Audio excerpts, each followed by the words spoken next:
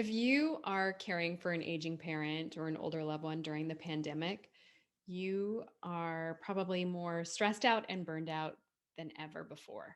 In fact, in June of 2020, just a couple of months after the start of the pandemic, the CDC surveyed 5,000 adults in the United States and found that caregivers are experiencing the highest rates of depression, anxiety, substance use, and suicidal thoughts than other high-risk groups. This is why it's so important that we're having this conversation today. Today, I am going to share with you 5 self-care strategies to use if you're a caregiver during the pandemic. As we get started with these 5 strategies, I want to say that the foundation for these strategies are from Rosalind Carter Foundation. The first strategy is to identify what gets in your way of taking care of yourself. And this is easier said than done. So when I say to identify what gets in your way, the first thing that tends to come into caregivers' minds is I don't have time, or my loved one needs all of my time and attention. Maybe my loved one has dementia and they need 24/7 care. I can't even leave the house because it would be unsafe for my loved one. And that may be true. That's important to know. And then I'm going to ask you to take that thought a little bit deeper and think, how did this thought actually originate? Was I raised to believe that I have a duty to my older loved ones, that I need to put other people before myself? It's also very common for caregivers to feel guilty if they put themselves first. So check in with yourself and see what gets in the way of you taking care of yourself. And then ask yourself, how did this thought even get there?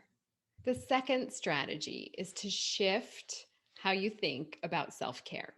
So, say it's a beautiful day outside and you think, oh, it'd be wonderful to take a walk, but I can't take a walk because I feel guilty because my mom is relegated to the bed. She's stuck in the bed and can't enjoy this beautiful day along with me. I feel guilty that I get that and she doesn't.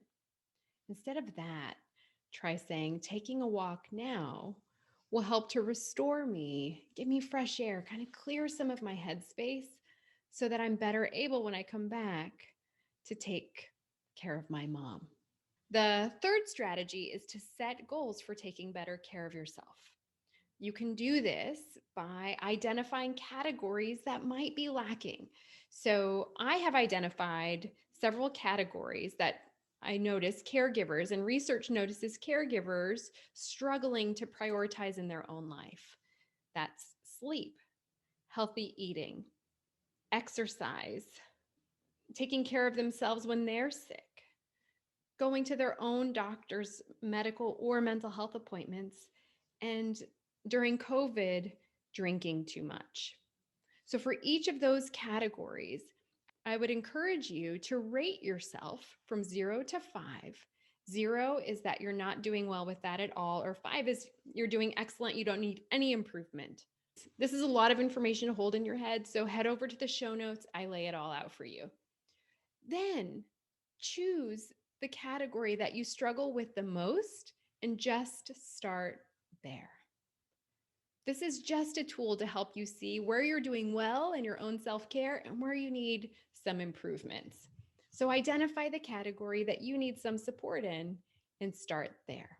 And once you choose that category, then I want you to identify what you could do differently to take better care of yourself. So I'm going to use an example of drinking too much. Say during COVID, it's been very stressful and I've been drinking a bottle of wine a night. I notice that when I drink wine, I also don't sleep well that night. And then I don't feel well in the morning, and then I'm cranky. And then I feel stressed out, and then I want more wine the next day. Perhaps instead of drinking one bottle, you cut down to 1 glass a night. So identify what you need to do to take better care of yourself. Just start with one category so you don't overwhelm yourself, and then set an achievable goal. The fourth strategy is to set yourself up for success.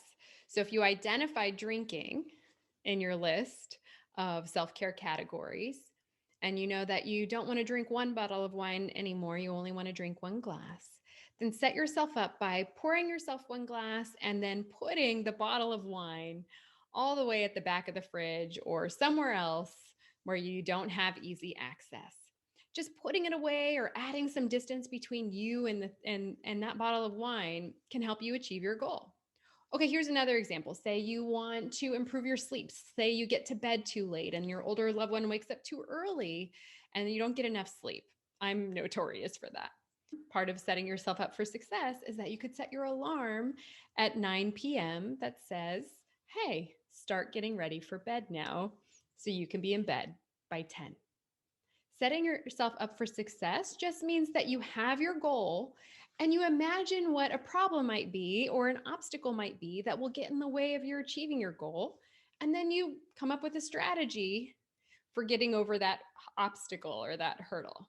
And number 5 is to ask friends or family or health aides for help. So, say you need to go to your own doctor's appointment. Who can you invite over that follows COVID precautions, who you trust, who would be a good person to sit or spend time with your older loved one?